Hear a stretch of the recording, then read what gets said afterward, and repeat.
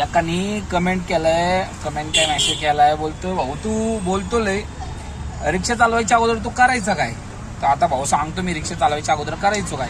तर रिक्षा चालवायच्या अगोदर भाऊ मी होतो ND नॅचरोपॅथी डिप्लोमा माझा झाला आहे. इन्फॉर्मेशन आयुर्वेदिकबद्दल मी पूर्ण माहिती द्यायचो. हेल्थ ॲडवायझर डिसऑर्डर म्हणजे आयुर्वेदिकच्या कोणतेही आजार वगैरे झालं तर त्याच्याबद्दल मी आयुर्वेदिक उपचार करायचो, आयुर्वेदिक उपचार माहिती द्यायचो.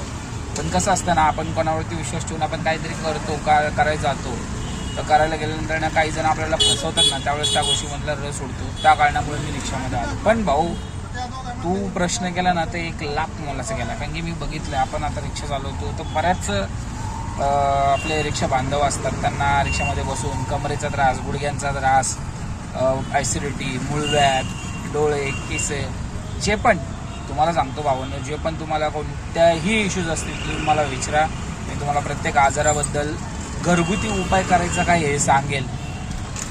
समजलं भावांनो?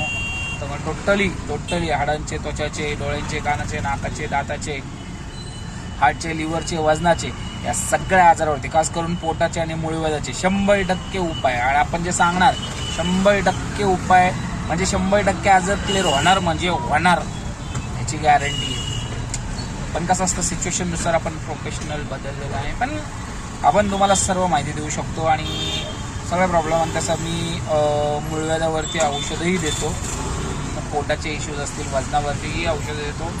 स्वतःचे प्रोडक्टसुद्धा आहेत माझे.